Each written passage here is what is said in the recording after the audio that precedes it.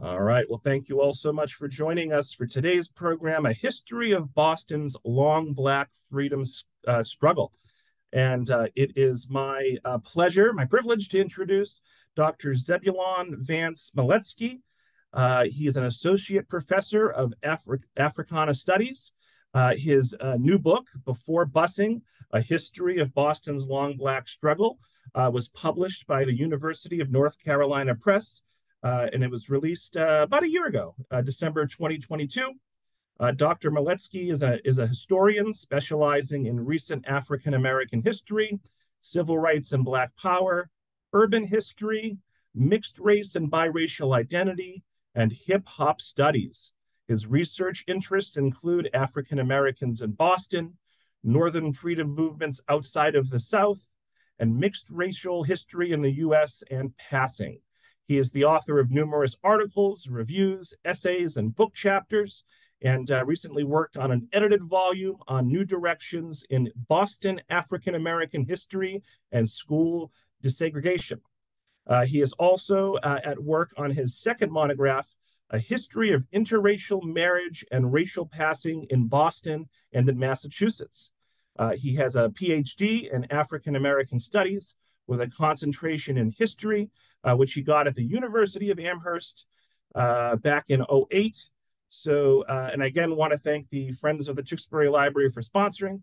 And for all of us watching live, let's give a big virtual round of applause to Dr. Miletsky. And Doctor, you can take it away. Thanks so much.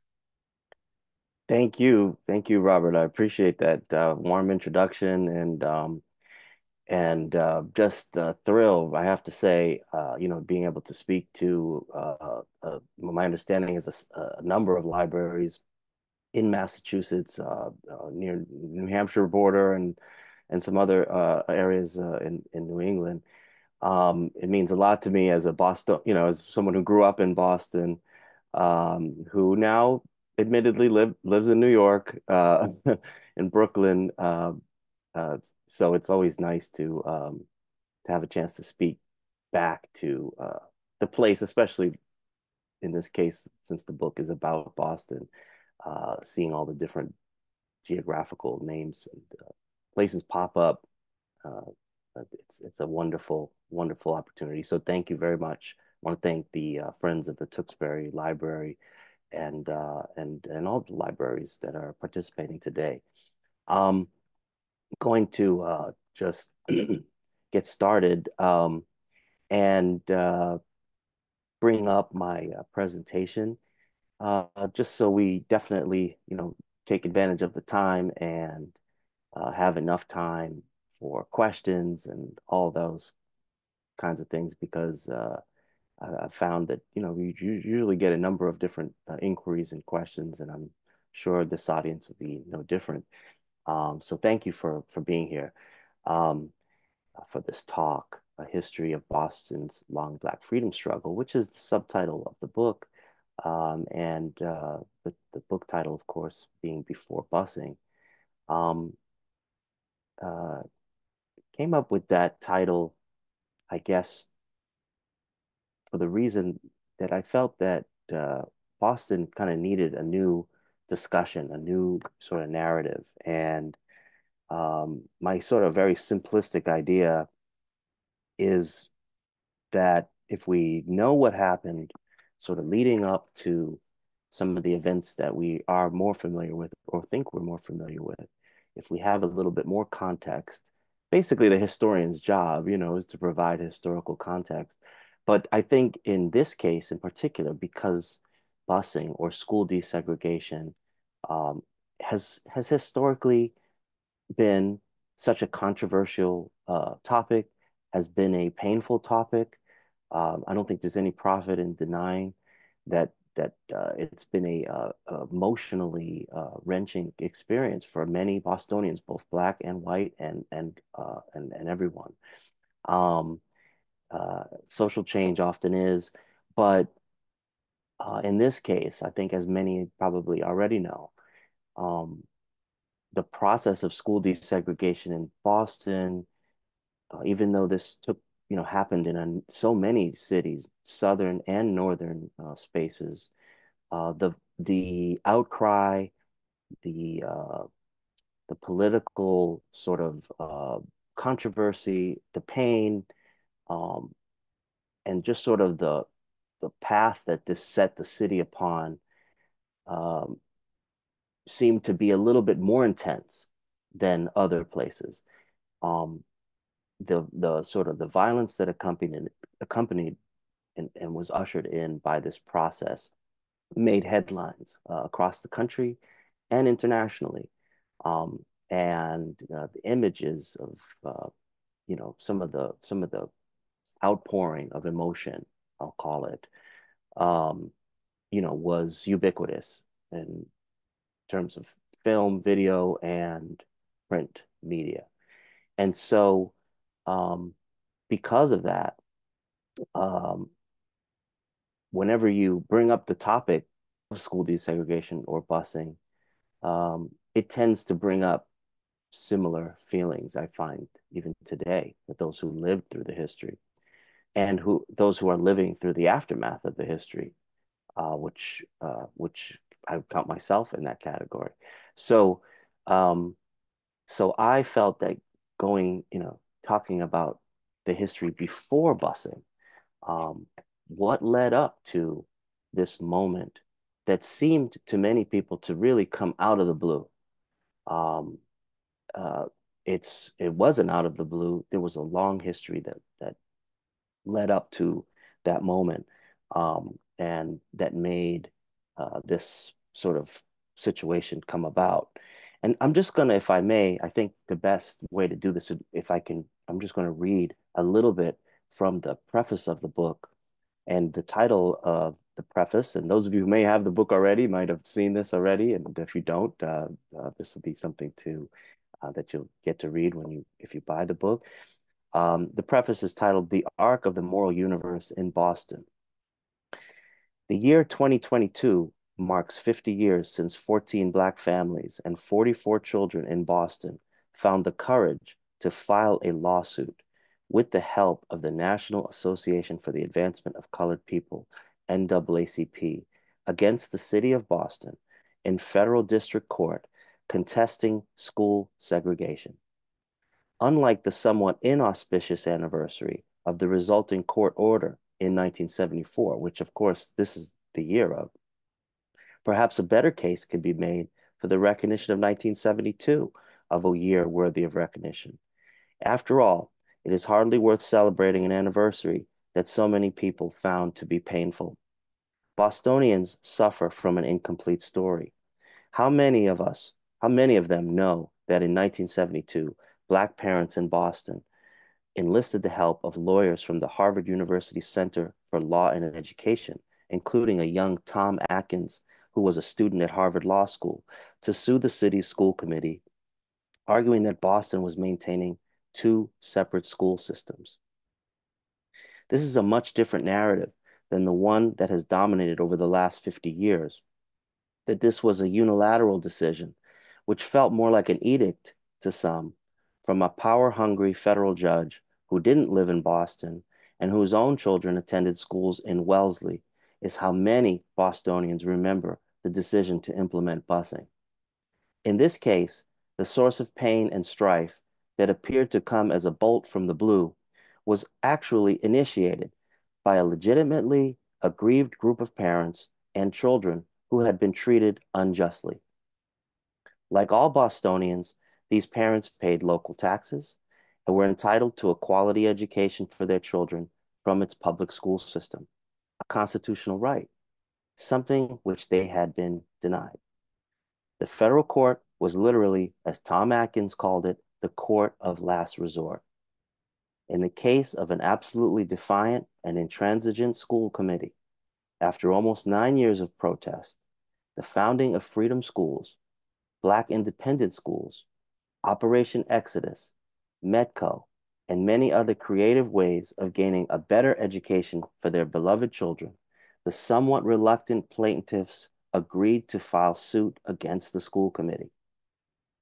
After years of warring with Louise Day Hicks, whom Noel Day, the executive director of the St. Mark's Social Center, and co-organizer of the Stay Out for Freedom movement called the Sheriff Jim Clark of Boston.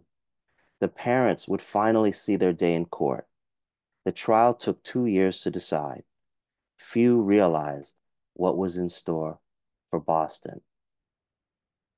The case was Morgan versus Hennigan, named for the lead plaintiff, Tallulah Morgan, who, with the help of the NAACP, Freedom House, and other Black community groups, filed this federal suit. And so I'm going to stop there and maybe come back to it. But of course, this is my opinion. One of the good things about, you know, being a historian or writing your own book, I should say, is, is putting forward what one thinks. And it doesn't mean that it's the only way to look at it. It's just the way that I'm arguing in the book. And the rest of the book pretty much provides the evidence to sort of support this approach. It's a different approach, uh, obviously, than ones that have been sort of more popularly known. And this book here that I'm showing on this slide, uh, entitled "Why Busing Failed," I think captures probably a more a larger number of people who feel this is how most people feel, or many people feel, I should say, not just in Boston and Massachusetts, but nationally about busing, that it was a failure, that it was unsuccessful. There's no point in denying that. Whenever I speak with people, that is the overwhelming opinion that people have had, and you can't. I would never dare try to change anyone's opinion necessarily, except from reading the facts and information as presented, because sometimes we're not always given the entire picture. In fact, I found to be the case that a lot of the people who were active in the anti-busing efforts in neighborhoods like South Boston at first, and then eventually Charlestown, East Boston, and other parts of the city, uh, today, 50 years hence, with a little more information and different sources, a lot of them say, we never heard that stuff. We were told, sort of by, and I think the facts demonstrate that people were told by the politicians of the era at that time, things that scared them. They're coming to take their schools away. There's this court order, and it gives them the right to do X, Y, and so and so. And most importantly, your son or daughter is not going to be able to go to their same neighborhood school anymore. They're going to have to go across town, et cetera, et cetera. So the information was not necessarily readily available to people on their own, and it came through other mediums. And some of those mediums had political agendas, um, and overpromised, quite frankly. A lot of the leadership on the anti-busing side, they overpromised to their constituents about things that they had no power to do, like stop a federal court order that doesn't come out of nowhere. Remember, the court order comes as a result of the lawsuit of people taking the opportunity to exercise their legal right to bring suit, and also uh, pretty reasonably minded people who tried really every other resort because, as we all know, suing someone or bringing a lawsuit against a school committee or even another person is a big thing to do. And it's something you want to avoid if possible. And actually, the movement did try to avoid it, but their voices literally were not being heard. But this is an excellent book. And actually, if have get a chance to read through it, you realize that the author is not saying that busing failed at all, but really was, as you see in the subtitle, race, media, and the national resistance. It was in many cases the media. It was in many cases the political people aspiring to higher office and so on, utilizing this as a wedge issue to move up. Um, there was a recent documentary that I'm sure at least a few people on here may have seen. That came on PBS called "The Busing Battleground." Um, and I think the title says it all and the image. And so I'm going to just play that, if I can, for context to help to understand some of the story as it led up to that. And to do that, I'm going to have to stop sharing and then I'm going to reshare my screen.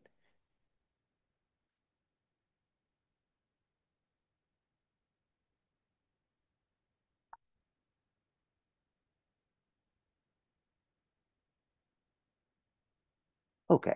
And so this is a short clip that explains the state of the Boston public schools and the stark differences between schools in Black and white communities in Boston. As a student in training to be a teacher and visiting Boston schools and then visiting as well schools in the suburbs, the differences were extreme. So in the suburban schools, I would see these beautiful new school buildings, modern science labs, modern auditoriums. And I'd go back to visiting a school in Boston, I'd say, like, are we in the same world, the same planet, the same state? Why are schools in Boston underfunded and disgraceful looking? The schools in the African American community were even less well off. The school buildings were older, the resources less. Black schools were located in some of the oldest school buildings in Boston. They were missing basic resources like paper, pencils, pens. But they also didn't have lunchrooms and they didn't have libraries in some cases or gymnasiums. The school building, which I taught in Boston, was something out of a Charles Dickens novel. We taught 2, 3, 4 classes all in the same unpartitioned, noisy auditorium day after day. Kids there were loaded with substitute teachers. Walls were peeling paint. Blackboards were collapsing. My elementary teachers were all white. There was nothing about Black history or the contributions of other minorities to this country. I knew all the Irish songs.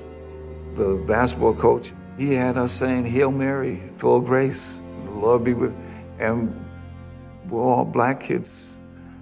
Most of us Baptists. Okay. So back to the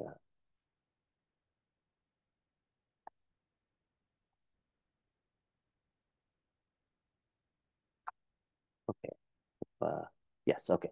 So yeah, I think that's quite telling. And it's a much longer documentary, and I encourage everyone to watch it. But just getting a sense there of um, what it means to be Black in a city like Boston. Um, these were the some of the realities. So why Boston? Why did I write about this? Um, uh, Part of it has to do, I'm sure, with the fact that I grew up there, grew up in Jamaica Plain, went to Boston Public Schools my whole life. Um, Never went to school outside of Roxbury. Went to the William Monroe Trotter, excellent elementary school, the Phyllis Wheatley Middle School, which is actually no longer in existence, and what was Boston Technical High School, now called the John D. O'Brien School, whose photo is you see on this slide. And um, it's hard. I've found harder than I thought. It's quite intimidating in some ways to write a book about Boston, and especially one about race in Boston, uh, because Boston has these sort of very uh, lofty myths, noble in so many ways, connected with American history, um, and from the outset, a very high aspirational level in terms of being, the city upon a hill, for instance. Um, all over the years, all the different sort of ways that the popular imagination thinks about Boston. Um, and it's intimidating in the sense where Boston's such an educated space with so many smart people, with strong opinions about history, about the city, and also great love for the city of Boston. So it's complicated. One person's Boston may be very different from another person's experience, And so contending with the myths, the various myths, Boston, the cradle of liberty, Boston, freedom's birthplace, you name it. Um, Boston's been part of the discussion, partly because it's one of the oldest cities in America. And also it's just its association with the founding of America, the Mayflower, Plymouth Plantation, and then all the sort of high-minded mentalities about Boston coming from even from scripture. Boston shall be a city upon a hill. And so the way that I sort of approached this was to think about Boston as having a paradox. The paradox of race in Boston is another piece in terms of deconstructing some of the myths.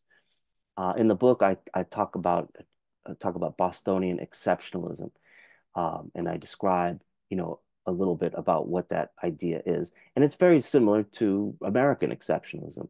Boston, in terms of symbolism, in terms of its history, in terms of the noble ideals about democracy and so on, like America, historically has had trouble always living up to those high-minded ideals.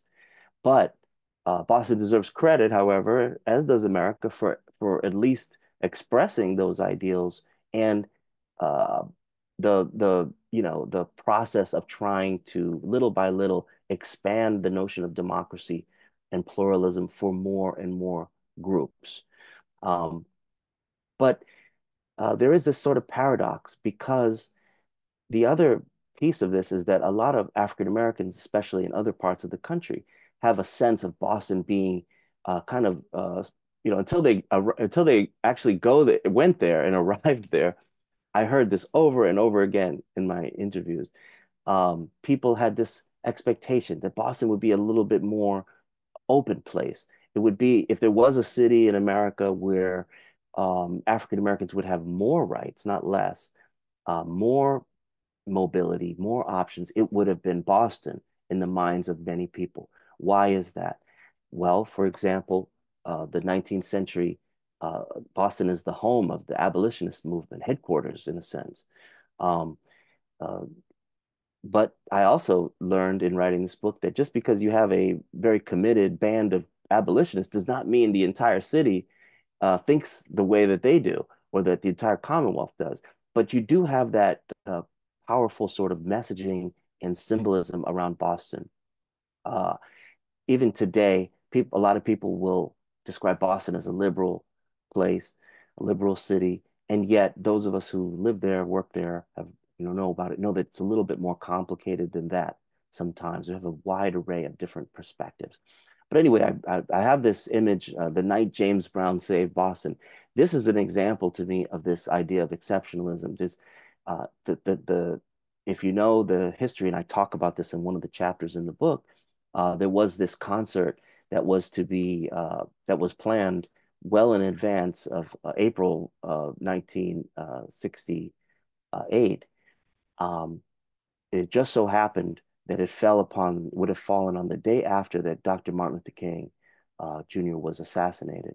And so the city, Mayor White at the time, was a great scramble to figure out what to do about this concert. And this is a wonderful documentary, The Night James Brown Saved Boston, with many redeeming qualities. But the fact is that um, the truth of the matter is that Boston did have less looting and less riots that did take place on the night of King's assassination in many other cities. Um, and it's attributed to this concert, uh, which was going to be canceled, but Mayor White insisted that the concert go forward. Um, so it's kind of an interesting dilemma there, you know, this mentality of the night James Brown saved Boston, which is a great story. And I love James Brown. The title of the chapter is Say It Loud, I'm Black and I'm Proud, because of what he did and inspired so many young people. But but Mayor White kind of used that to his advantage to keep teens and young people off the streets in particular, because of fear of rioting, especially in downtown Boston. There was rioting and burning along Blue Hill Avenue and in North Dorchester or Dorchester in the Black community. So, uh, so we're always eager to tell the story of a positive view of race relations in Boston, but the truth is a little bit more complicated. Um, I mentioned Tom Atkins at the outset. Tom Atkins is somebody I think everybody needs to study and know a lot about because he really is a hero in this tale. He's originally from Indiana, like a lot of people who especially became part of the Black leadership in Boston. He comes from outside of Boston. This is also a factor to always have to one has to consider in Boston because so many people come to Boston to go to school. A lot of them fall in love with the city and end up staying. And like Tom Atkins and Chuck Turner is another example of that, Hubie Jones, the list goes on and on. You'd be surprised how many people are actually from New York who are New Yorkers who've been in Boston so long that we just think of them as Bostonians. But Tom Atkins was an attorney, became a member of the Boston City Council, and he was part of the general council of the Boston branch of the NAACP, eventually head of the Boston NAACP.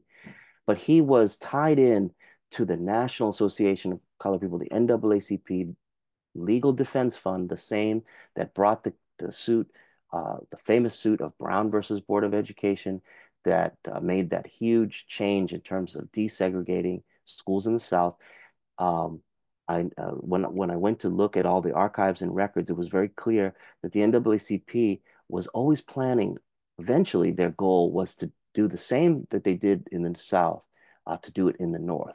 And Boston was very high up, as you can imagine, on that list. But it was uh, a northern desegregation program and plan that was for Detroit, for Boston, for New York, and for many other cities. And Tom Atkins was a key part of that. And one of the reasons that the movement ended up in Boston, contrary to popular belief, was so effective. And that brings me to the point exactly why I wrote this book, because the narrative has been obscured in a lot of ways, and this very effective, uh, nuanced, sophisticated strategy of effective organizing, which totally transformed the Boston Public Schools, like it or hate it, and transformed the city, was because of brilliant minds like Tom Atkins, Mel King, Chuck Turner. Was like his IQ is like off the, these were really brilliant, brilliant folks.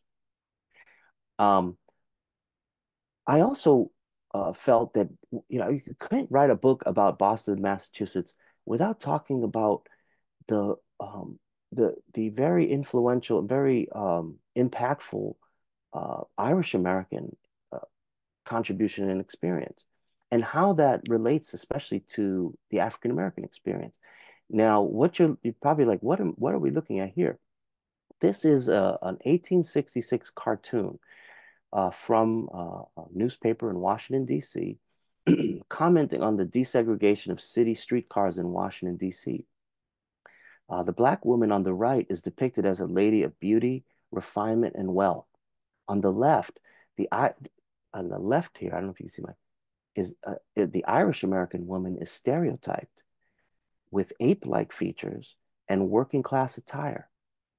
And uh, a servant or housewife, Mrs. McCafferty, has been to the market to purchase fresh produce and fish. Her basket also, as it states here, or as you can really, it doesn't state, but as you can see in the cartoon, there's two bottles of some kind of alcoholic beverage. Um, and so what we're looking at here is a very destructive and very damaging and objectionable stereotype, not against African Americans, but against Irish Americans. And this is something that is very important to understand. The discrimination against, no one's disputing the discrimination and racism and prejudice against African Americans. That's been very well documented. But what is, I think, a little less well known by people is the discrimination, prejudice against the Irish and against Catholics in general. quite frankly.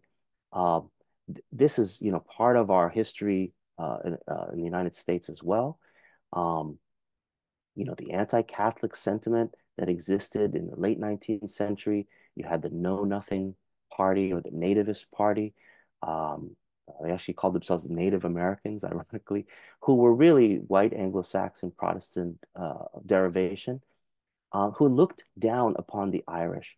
And so, so the point is that I think historically race relations between Irish and African Americans, I think are pretty well known to have been fraught with a lot of difficulties and sort of animosity on both sides.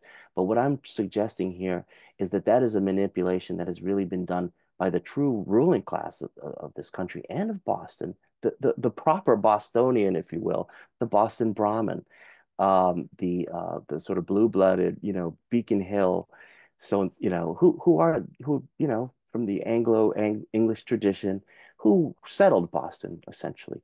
Once the Irish start coming in large numbers in the late 19th century, there is this hatred and animosity toward them that exists. I read a book when I was in graduate school called How the Irish Became White by Noel Ignatian. And that may be hard pill for some to accept or to swallow, but um, that was his contention. And he argues in the book, how that process took place. It is hard to believe that Irish Americans would not be considered white in America, but then they, along with many other ethnic white groups like Italians and others, they're on the hierarchy. It wasn't necessarily that they weren't considered white, but that they were maybe a little bit lower on the ladder of whiteness. Why don't we say it like that? And they face real persecution. But even by 1963, excuse me, by 1960, John F. Kennedy is running for president, and people wondered aloud, is America ready to elect a Catholic president? So it's sort of forgotten today, but there was prejudice, discrimination, and stereotypes, very devastating stereotypes against the Irish that make them, I think, feel a little bit defensive. And it's a big part of understanding this conflict, in my humble opinion. Here's a photograph, a famous one of, or infamous, of well, I think the picture says 1,000 words, as they say. This gentleman here, Ted Landsmark, was on his way to a meeting with the mayor of City Hall, heading to City Hall, which is City Hall Plaza here, and became in danger of being either stabbed or impaled. It looks like a stabbing, but it turns out he's actually swinging that flag. But either way, very dangerous situation, and the symbolism is undeniable. Um, what does it mean to be American? What is America? And things had fallen, gotten so bad by this point. And people really were shocked across the country about the violence that accompanied and this anger, this palpable anger that accompanied busing. Unfortunately, lost in all that confusion is a chance to really drill down and understand why people felt the way they felt. Rightly or wrongly, a lot of people felt that they were themselves persecuted and defending their neighborhoods, defending their rights.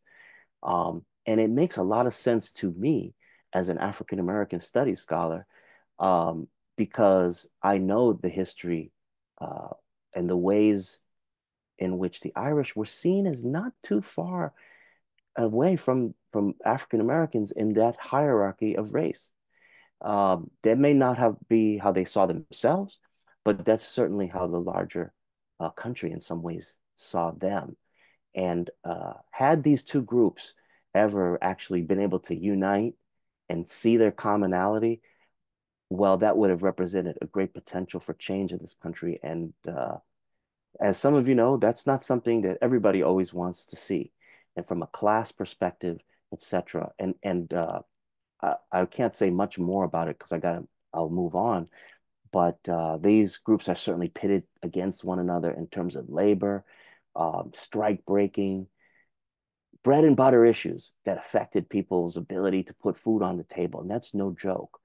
And so people took stuff like this very seriously. It was hard for African Americans in Boston to get journeyman licenses to be a electrician, to be to get a construction or skilled labor. All of these things pitted these two groups, unfortunately, against one another. Fast forward to the present day or somewhat recent history, people started talking about busing all of a sudden again around 2019 during the Democratic debate. You may recall when Kamala Harris was running for president, she challenged our current president and her future running mate, Joe Biden, about his stance on busing and some of the comments that was making at the time about busing.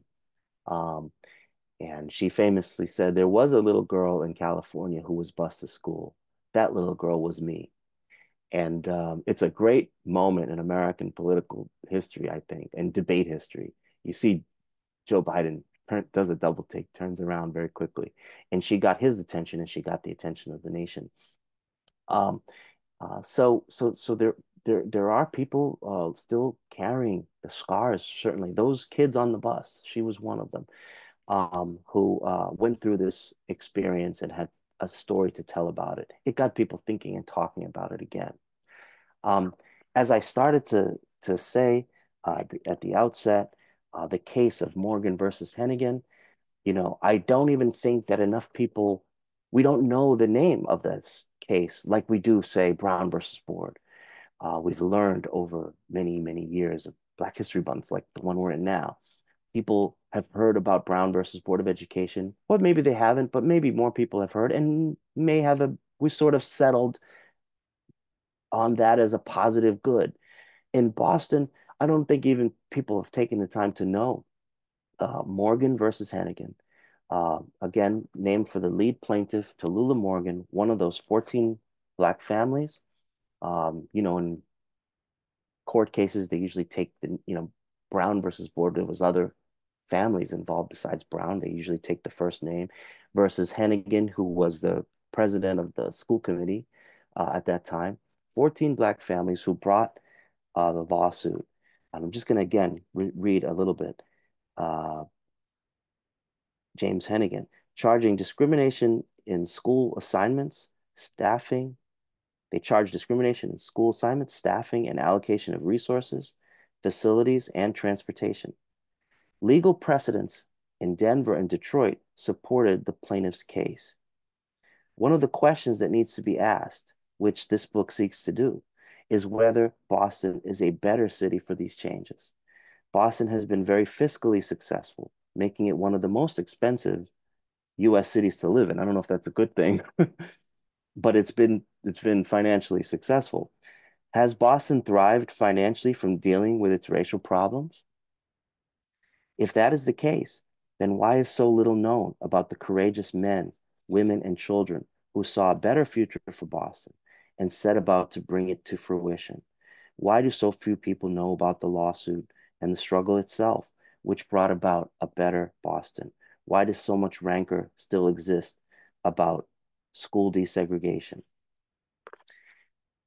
Now, so we may all have people have different opinions about this, but I think, in America, any group who's pushed very far against the wall will eventually have to avail themselves of those rights. And that's kind of how the system works. Now, school desegregation in the way that it ended up happening, it didn't have to happen that way. If the school committee had cooperated or even been willing to cooperate at all, things could have been handled more amicably outside of court. But as we all know, once you go to court, then you're putting it in the hands of the judge, Garrett in this case, who, as we know, settled on a remedy that was a difficult one for the city and one that was by the book and very stringent in so many ways. It's also just a factor of the timing of things. There was the decision was handed down in June, and school was set to start in September. It didn't leave a lot of time to come up with a plan. And so they ended up having to adopt the only plan that was already written, I believe, by the Department of Education in Massachusetts, uh, coming out of the Racial Imbalance Act and in accordance with the Racial Imbalance Law of 1965. And so, again, once that goes into the hands of the courts, then you get a much different outcome. And it was difficult for the city. It was um, being forced to do something in a sense by court order as opposed to doing it voluntarily, which is what should have happened. And if that could have happened, that would have been nice, but it was not even on the table. This is a photo of Martin Luther King marching through Roxbury. The other thing, I just want to be aware of time here. The other thing that Boston had on its, that Black Bostonians, I should say, had on their side was the power of a Martin Luther King. Because King went to Boston University, he's Dr. Martin Luther King because he has a PhD in divinity from BU. He spent, it takes about 5, 6 years to get a PhD. He spent those years in Boston, and they were ended up being very formative years for him. He kind of fell in love with the city, as so many do. He actually met Coretta. I think everyone knows this more now. He met Coretta Scott King in Boston, so it is a matter of the heart for him. Very strongly connected. He preached at the 12th Baptist Church at Roxbury. He spoke at the Ford Hall Forum. He did all manner of things while he was in the city, and he carried those memories and an understanding of a clear understanding about the problem around school desegregation. And comes in April of 1965, marches from Roxbury to the Boston Common and gives a very powerful speech, both there in the Common and at the General Court in the Massachusetts State Legislature. Um, and I went and found all those archives and all those famous words, and it's very telling about the problem, as only King could do in the most eloquent way that we know that he does. So busing overshadows everything. Looking at my theory, or a hope, I should say, is that looking at Boston before busing allows us to see several things. It allows us to see, first of all, that Boston was not always, I hear this all the time. You've got to have a good understanding about the reality of the city. Roxbury was a changing neighborhood in so many ways. It was actually a strong Jewish population there. Blue Hill Avenue in Dorchester and leading into Mattapan itself was, as I'm sure someone on here knows, was such a bastion of a Jewish community. Someone like myself coming along a little later years may not have known that, and I didn't, but they're clues. Jewish Memorial Hospital in Roxbury, the the storefronts along Blue Hill Avenue that sell Jamaican and West Indian food today, but used to be famous delis, legendary delis in the city. There's a hidden history there. And this photo, I think, is a good example of that. You see kids learning together. This is at an elementary school, and this is probably in the 1950s. Um, and so so Boston has gone this way before. Even in the 19th century, actually had a school desegregation fight. So even that isn't new. What happened in the 70s is actually an echo of something that happened already in the 19th century. But we also have to contend with that virulent, vicious hatred and you know, as things like this, horrible images, and so it's a difficult paradox. Boston being the city upon a hill, citadel of higher education, home of Harvard University, home of BU, Boston College, where I went, um, and but at the same time, with a lot of hard scrapple operations and people who, quite frankly, as Alan Lupo reminded us, white people who were going through poverty themselves. When you compare the indexes of South Boston and Roxbury during that time period, and I don't know how much has changed today, very similar in terms of welfare, drug use, poverty, almost identical. And see, that's very unique. And it has to do, I think, with the fact that's been forgotten about, which is how the Irish and some of the ethnic Bostonians, their own struggle for uplift.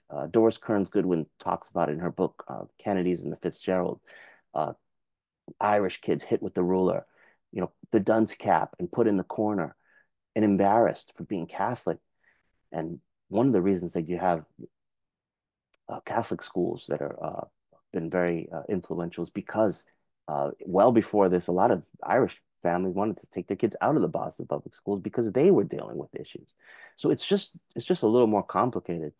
Um, I don't want to take up all the time, but I'll just say very quickly, this trial of Roberts versus Boston, I talked about the myth, the cradle of liberty, but I think of Boston, and we have to come to think of Boston as what some have called, and I also talk about in the book, as the deep North. Just like the deep South, Boston has its own travails with race and has in the history of the United States. This case of Roberts versus the city of Boston was filed in 1849. It's actually, decision comes in 1850, so sometimes you see that year either 49 or 50.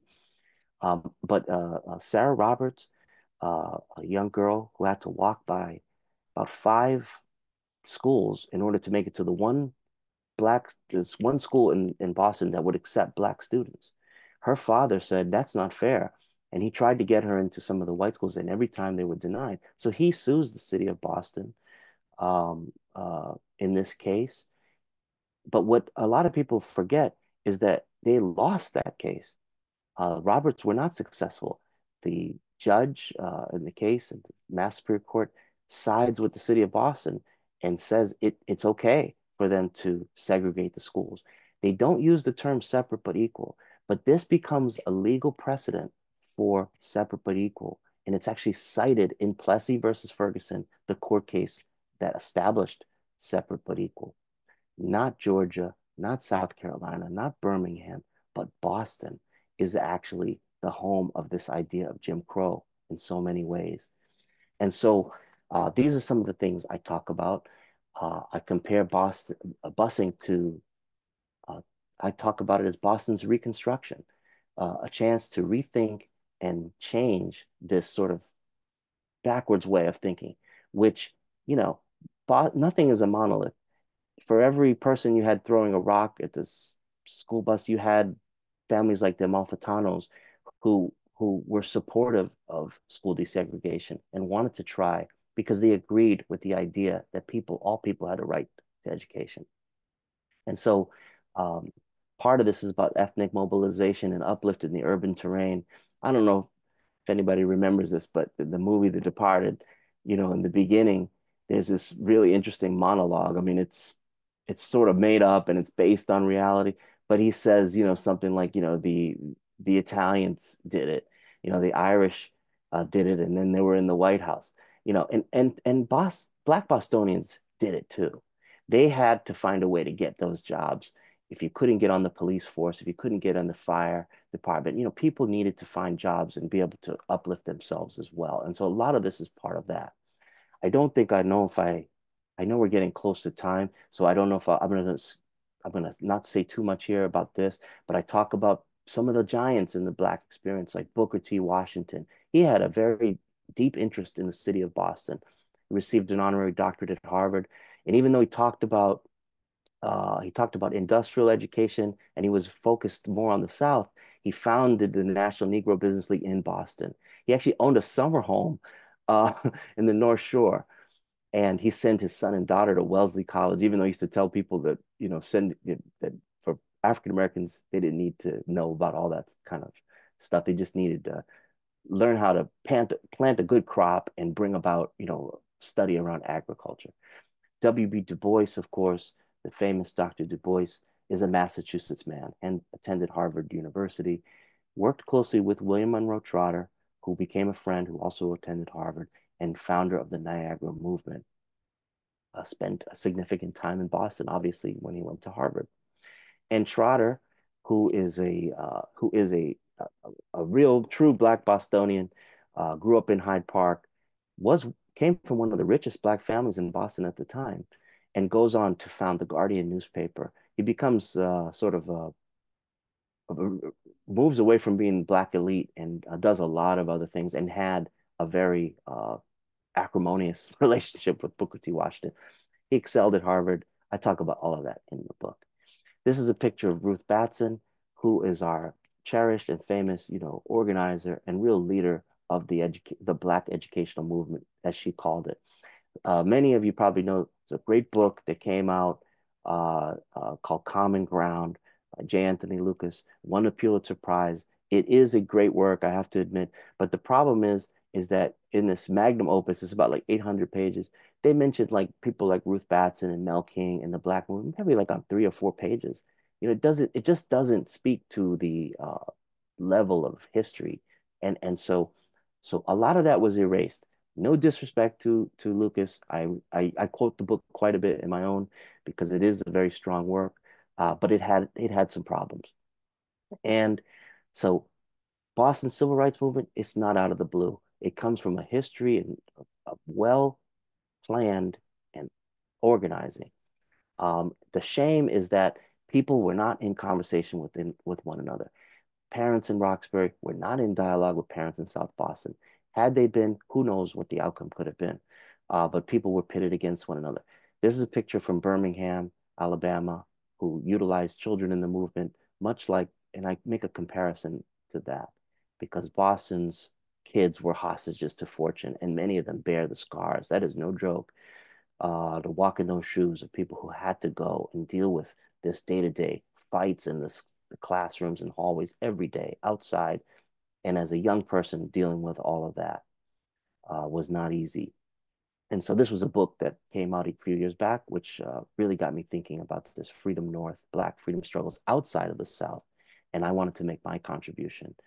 Um, Here's a picture of a freedom school in Roxbury. So a lot of influences and ideas coming from the South, even today, with Black history being something which has basically been outlawed in places like the state of Florida. We're returning back to ideas like the freedom schools and some of the things that took place in Boston.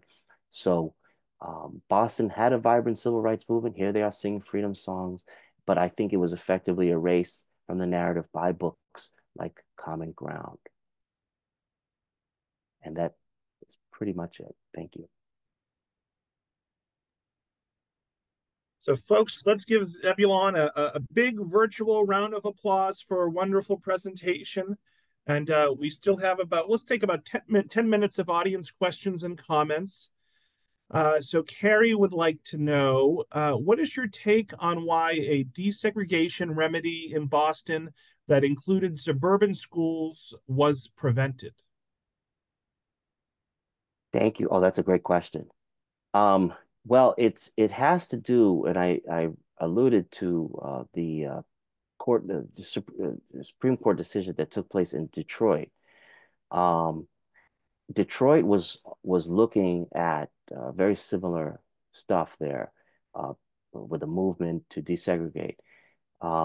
Detroit, as many probably know, is majority population there is African American, and so it presented sort of a difficulty in trying to desegregate in the municipal area of Detroit.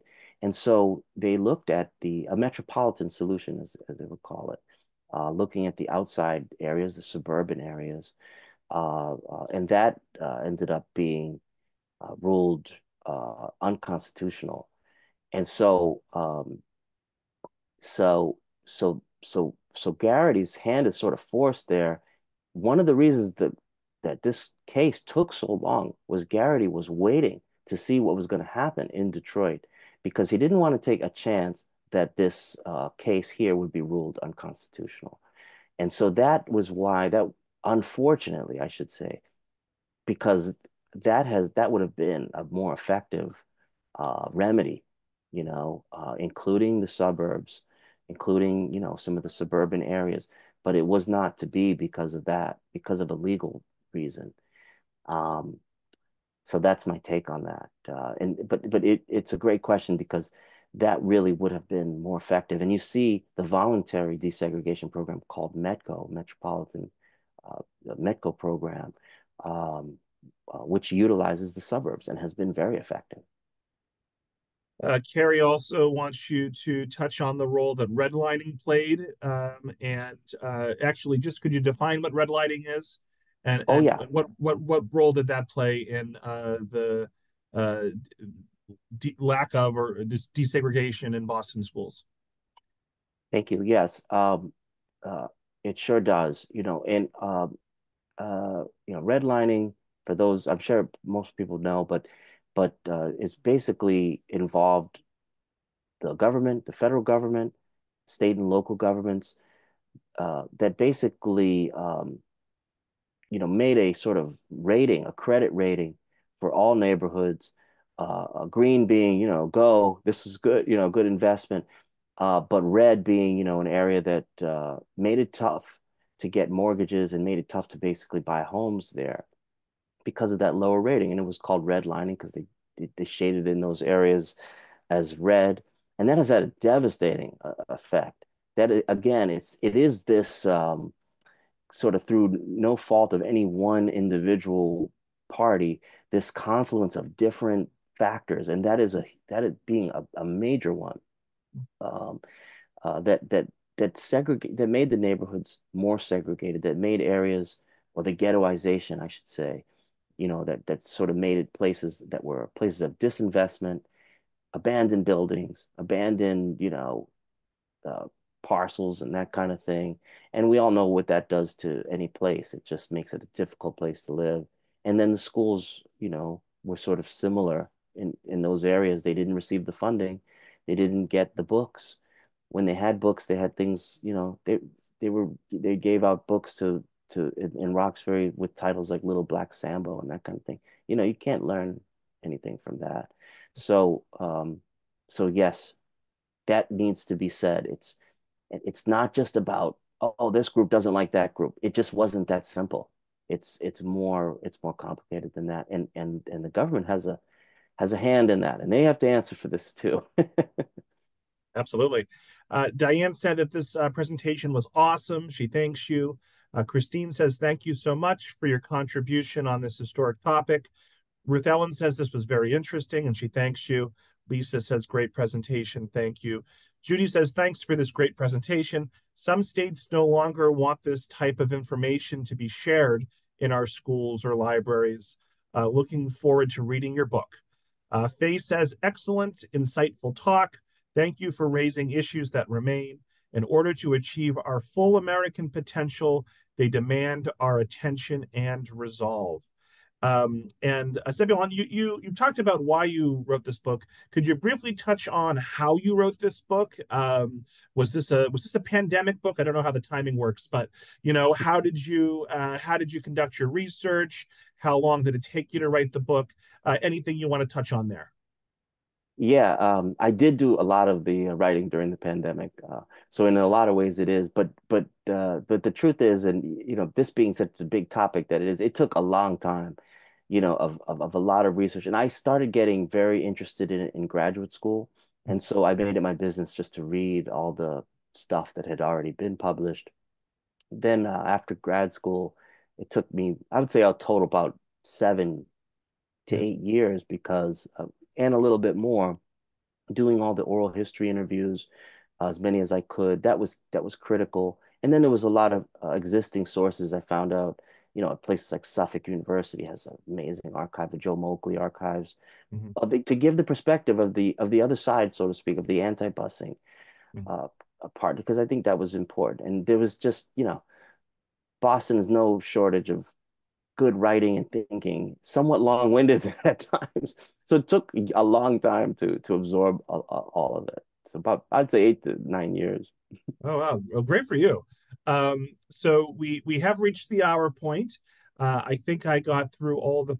I think we addressed all the comments and questions. If I missed any, I apologize. So Zebulon, do you have any last words for the audience before we wrap it up?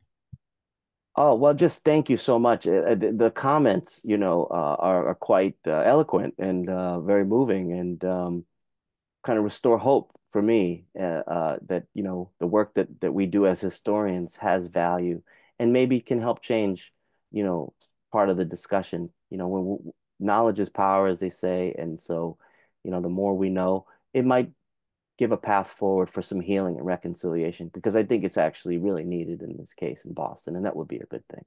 Yeah, no, well said, well said. So, folks, I encourage you to purchase a copy of Zebulon's book. It's available online through your normal online retail sellers, and ask your local independent bookstore to order a copy for you. And of course, use the library. The Tewksbury Library did purchase a copy. We have a copy in our collection, and so that's accessible to anyone in Massachusetts. But encourage your local bookstores, your local libraries to purchase copies of Zebulon's book. So for those who are watching live, look for an email from me later today with a link to the recording, a link to a feedback survey, and information about some other upcoming virtual programs.